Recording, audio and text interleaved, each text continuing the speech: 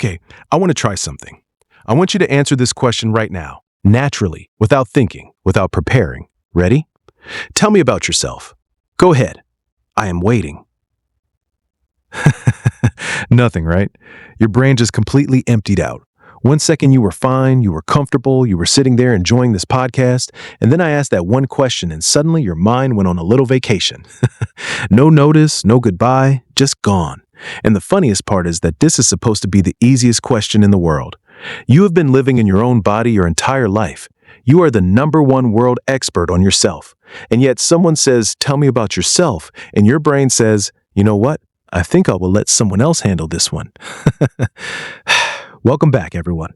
I am Kingsley, and today we are talking about how to talk about yourself in English, with confidence, with ease, and without sounding like you are reading from a very serious government form.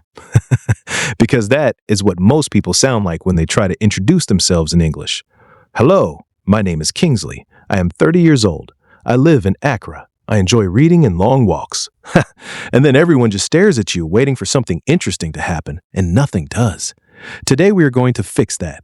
By the end of this episode, you will know how to introduce yourself naturally, talk about your background, describe your personality, share your hobbies, and talk about your goals and dreams, all in real, confident, natural English. Not textbook English, not rehearsed English, the kind of English that makes people think, wow, this person is interesting. I want to keep talking to them, which honestly is the goal of every conversation. This episode is pitched at around B2 to early C1 level, so we will use natural English and some stronger vocabulary, but I will explain everything clearly as we go. And at the end, we will do a full word tour section where we take the most useful words and phrases from today and break them down so you can actually use them in real life. So get comfortable, because we are doing this together. So why is this question so hard? Because honestly, it should not be. You know yourself better than anyone. You have been living in your own head your entire life, and yet someone asks, tell me about yourself, and the brain just crashes. I think a big part of it is that the question feels too big. Where do you even start? Do you talk about your job, your family, your dreams, your entire life story? Do you mention your cat? Probably not in the first 30 seconds. But that is the problem. The question has no clear starting point, and that is exactly what makes it feel so overwhelming. There is also something else going on. A lot of people feel self-conscious when they talk about themselves, and self-conscious is our first important word today. Self-conscious means you are very aware of yourself, how you look, how you sound, what other people might think of you.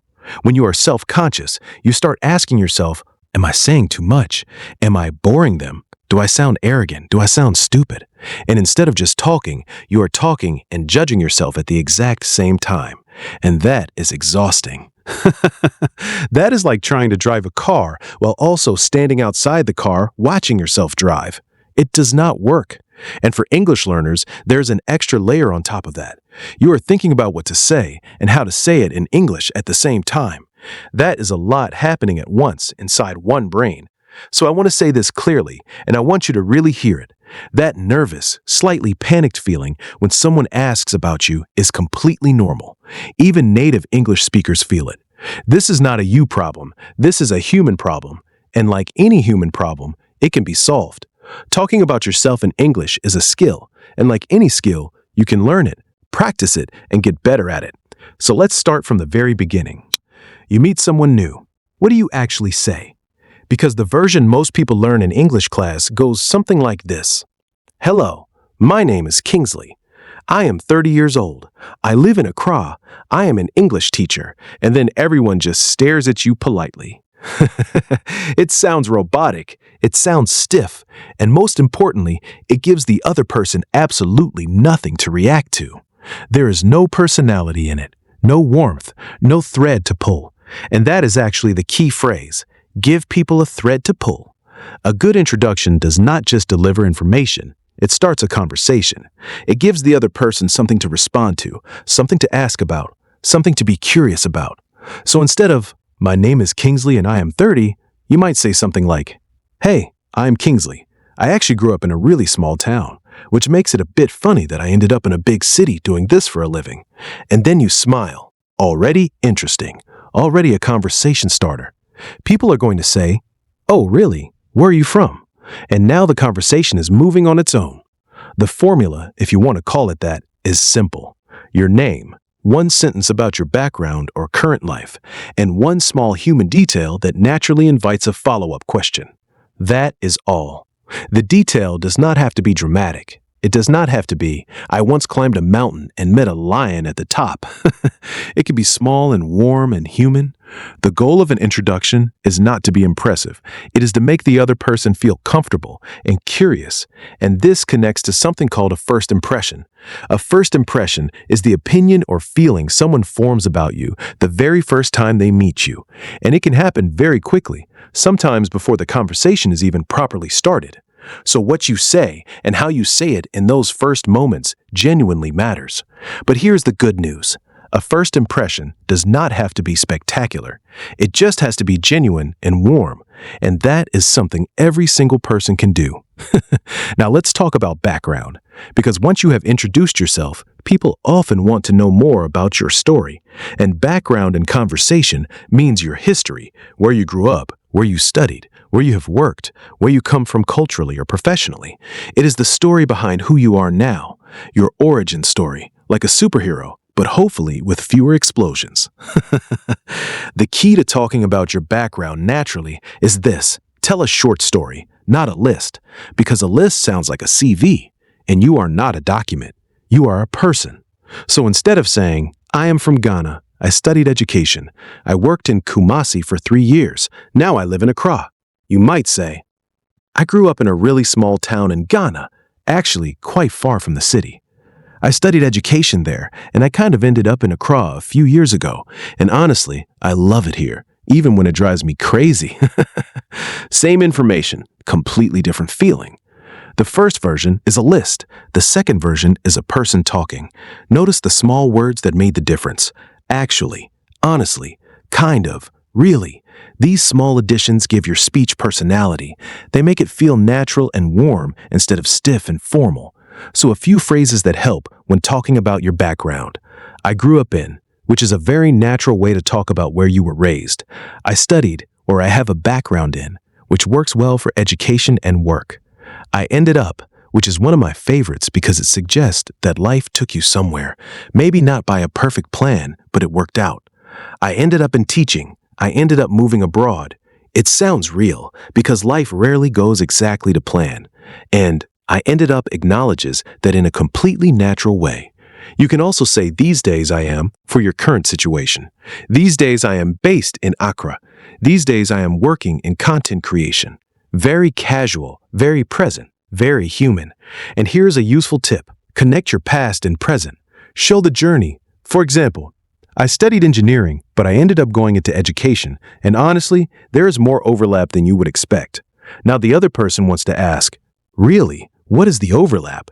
And you have opened a door for them to walk through. Every sentence should open a door slightly. That is the goal. Okay, now here is one of the most cringeworthy moments in any conversation.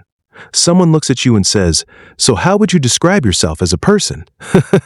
And somehow, in every language, in every country, everyone says exactly the same 3 things. I am a hard worker. I am very passionate. I am a people person. A people person. What does that even mean at this point? It has been said so many times, it has completely lost all meaning. It floats out of your mouth and lands on the floor and just sits there doing nothing. So how do you describe your personality in a way that actually sounds like you? The secret is show, don't just tell. Instead of only saying, I am curious, you say something that shows it. Instead of only saying, I am funny, you give a small example.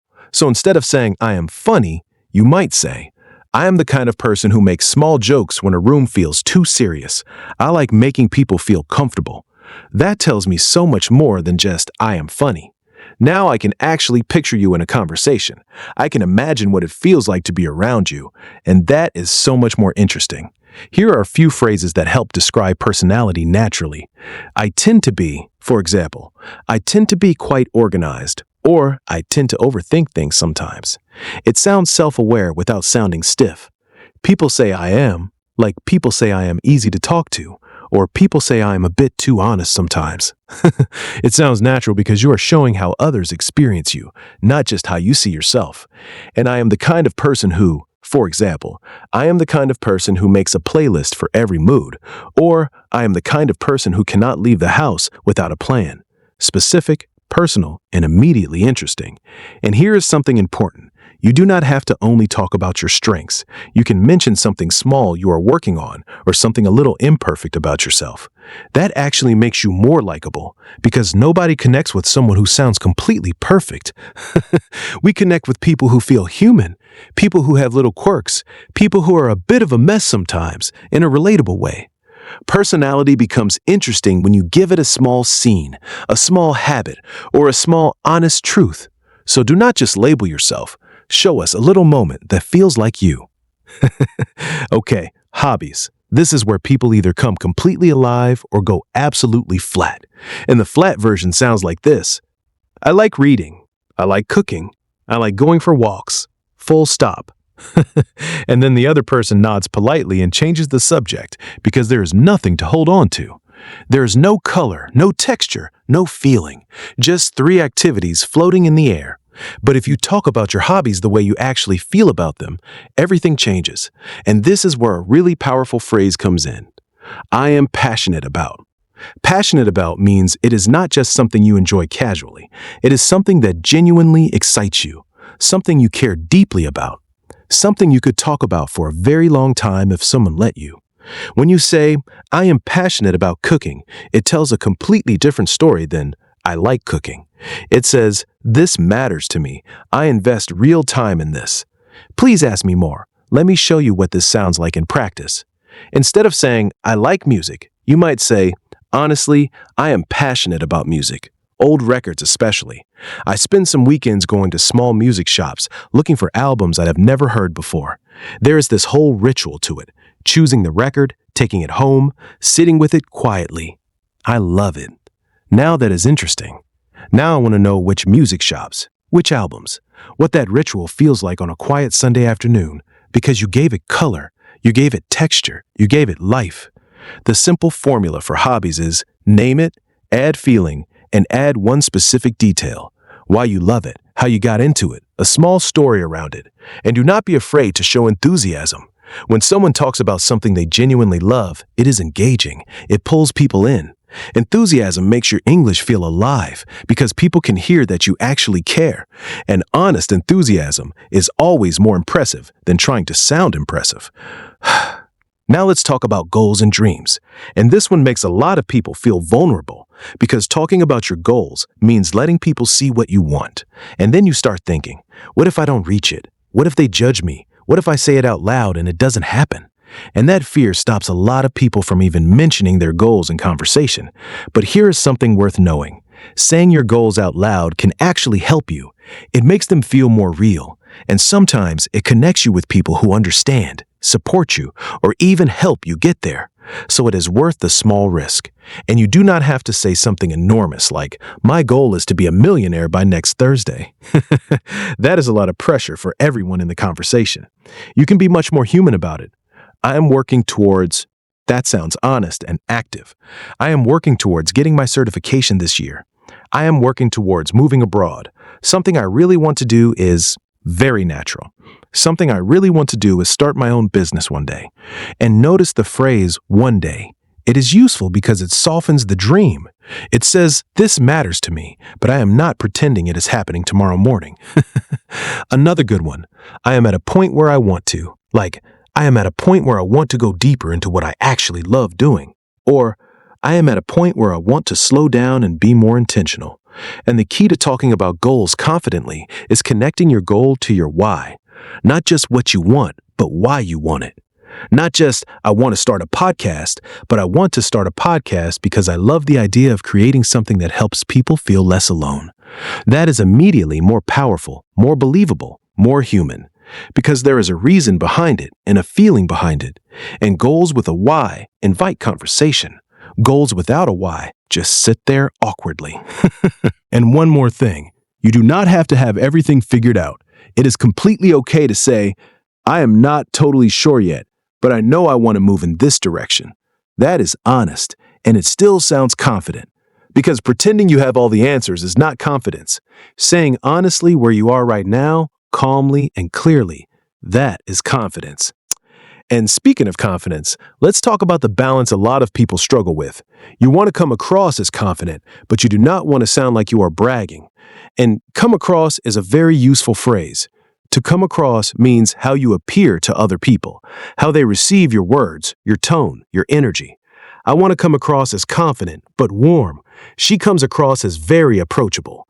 It is how other people experience you, not just what you intend. So the goal is to come across as confident but still warm and human. And the difference between confidence and arrogance is actually quite simple. Confident people talk about what they have done.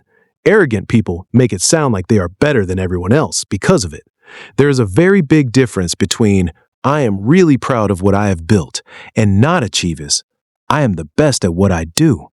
One feels grounded and real. The other makes people slowly look for the nearest exit. A phrase that strikes this balance perfectly is, "I am really proud of." You can use it for something you worked hard on, something that genuinely means something to you. Not "I am amazing," just "I am proud." It is personal and human, and it never sounds arrogant. Or try, "One thing I have learned about myself is." This shows self-awareness, and self-awareness makes everything you say feel more mature and real. For example, "One thing I have learned about myself is that I do my best work early in the morning, which is very annoying because I also love staying up late." Real, relatable, and confident all at once. And one more thing about confidence, it also shows up in how you handle what you do not know. Instead of pretending, you can say, "I am not totally sure about that, but I would love to find out." Instead of apologizing again and again for your English or your accent, just keep going. Confidence is not the absence of imperfection. It is continuing despite imperfection. And there's a word that captures this beautifully: humble.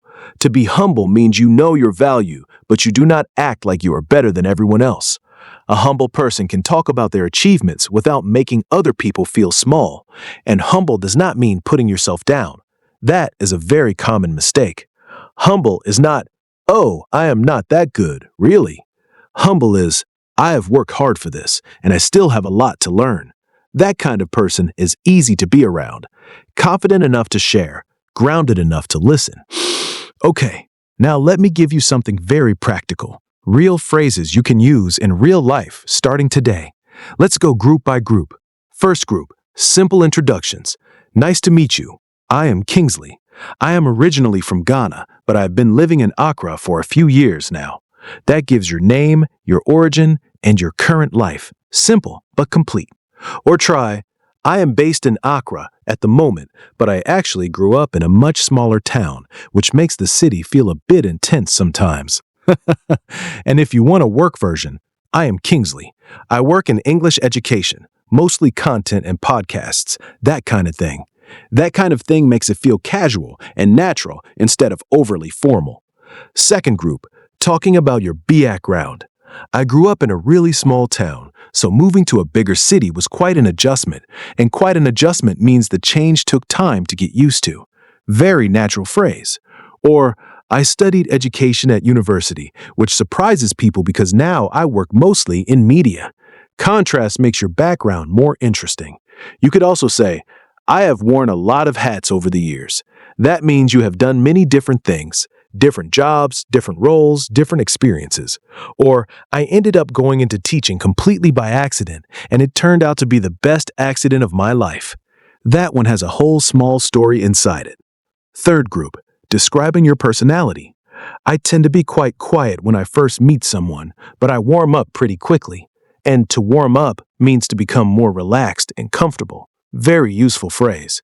Or, "I am the kind of person who makes a list for everything, even a list of lists." That is a personality and a warning sign at the same time. You can also say, "People say I am easy to talk to," which I hope is actually true, and not just something people say to be nice. Or simply, "I am a bit of an overthinker. I am working on it." Real, a little imperfect, but not too heavy. Very relatable. Fourth group, hobbies and interests. "I am really into photography. street photography especially. I love capturing small, everyday moments that most people walk straight past. I am really into is a very natural phrase meaning you are genuinely interested in something and enjoy it. Or, I have recently gotten into baking, which has been terrible for everyone living near me. Or, I have been playing guitar for years, but I am still not great at it. I think the joy is in the playing, not the performing. That shows humility and warmth at the same time. And cooking is kind of my way of unwinding after a long day. And unwinding means relaxing after stress or work. So your hobbies show what gives you energy, peace, or joy. Let them do that work. Fifth group, goals. Something I am working towards this year is improving my public speaking. Working towards sounds active and intentional. It shows progress, not just dreaming. Or, I would love to travel more, especially to places I have never been. That is sort of my big dream right now. Sort of makes it feel gentle and casual, very natural. Or, I'm at a point where I want to focus more on the things that actually matter to me, which sounds a little vague but feels very clear when I think about it. And one day, I want to write a book. I have absolutely no idea what it will be about yet, but the feeling is very strong.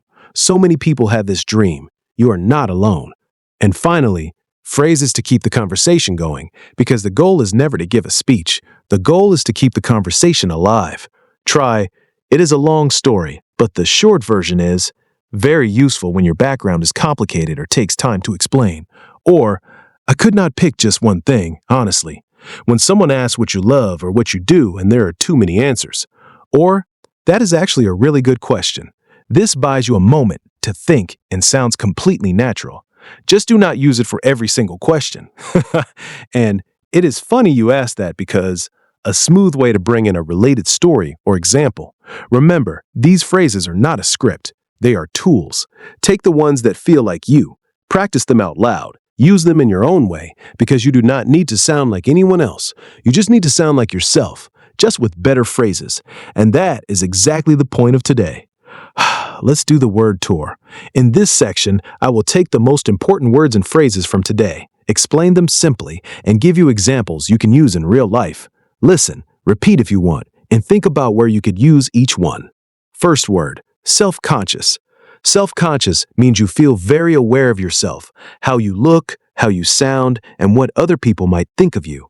You can say, I feel self-conscious when I speak English in front of new people, or he became self-conscious during the interview and started speaking too quickly. Self-conscious is that feeling when you are not just speaking, you are also judging yourself while speaking. Let's repeat it. Self-conscious. Next, first impression. A first impression is the first opinion or feeling someone forms about you when they meet you for the very first time. You can say, I want to make a good first impression at my new job, or her first impression of him was that he seemed quiet but very kind. A first impression is not your whole personality. It is just the first feeling people get from your words, your tone, and your energy. Let's repeat it. First impression. Next, background. Background means your personal history, your education, your work experience, your culture, the things that help make you who you are. You can say, my background is in education, but now I work in media. Or, we come from very different backgrounds, but we have a lot in common. Background is not just your country. It includes your studies, your work, your family, your life experience. Let's repeat it. Background. Next, come across. To come across means how you appear to other people, the impression your words, tone, and behavior give. You can say, I want to come across as confident but not arrogant. Or, she comes across as very warm and easy to talk to. Come across is not always about what you mean inside. It is about how other people actually receive you. Let's repeat it. Come across. Next, humble. Humble means you know your value, but you do not act like you are better than everyone else. You can say, she is very successful, but she is still humble. Or, I am proud of my progress, but I try to stay humble and keep learning. Humble does not mean weak. It means grounded. You can be confident and humble at the exact same time. Let's repeat it. Humble. Next, passionate about. If you are passionate about something, you feel strong excitement and genuine love for it. You can say, I am passionate about helping people learn English, or he is passionate about music and spends hours looking through old record shops. Passionate about is stronger than I like. Use it when something really matters to you. Let's repeat it. Passionate about. Next, put yourself out there. To put yourself out there means to show yourself, express yourself, or try something in front of others, even when you feel nervous. You can say, joining an English-speaking group helped me put myself out there, or she put herself out there by sharing her goal with the whole team. Putting yourself out there does not mean being loud or dramatic. Sometimes it just means saying one honest sentence when you would normally stay quiet. Let's repeat it. Put yourself out there. Next, warm up. To warm up means to become more relaxed, comfortable, and open in a situation. You can say, I am quite quiet at first, but I warm up once I feel comfortable. Or, he warmed up after a few minutes and started joining the conversation naturally. Warm up is very useful when you are talking about your personality. Maybe you are shy at first, but after some time, people see the real you. Let's repeat it. Warm up. Next, working towards. If you are working towards something, you are making effort and progress, step by step. You can say, I am working towards speaking English more confidently every day. Or, she is working towards starting her own business one day. Working towards sounds active and real. It shows you are not just dreaming, you are actually doing something about it. Let's repeat it. Working towards. And our final word today, confidence. Confidence means trusting yourself enough to speak, to try, and to keep going even when you are not perfect. You can say, the more I practice, the more confidence I feel. Or, she answered every question with calm, quiet confidence. Confidence is not about sounding perfect. It is about believing you can handle the conversation even when you make a small mistake. And the beautiful thing about confidence is, the more you practice, the more naturally it comes. Let's repeat it. Confidence. Beautiful. And remember, you do not need to use all of these words and phrases at once. Choose one or two that feel natural to you. Practice them out loud. Make them yours. And little by little, your English will start to sound more like you. So today, here's what I want you to remember. You do not need one perfect answer when someone asks you to talk about yourself. You just need a few real phrases, a few honest details, and the small courage to begin. That is all. Start there. And here's your challenge for today. Write one sentence about yourself in the comments. Just one. Simple is absolutely perfect. Tell me your name, where you are from, what you are passionate about, or what you are working towards right now. I read every single comment, and I genuinely love hearing from this community. If this episode helped you today, please share it with one friend who is learning English, because somewhere right now, there is someone freezing up every time someone says, tell me about yourself.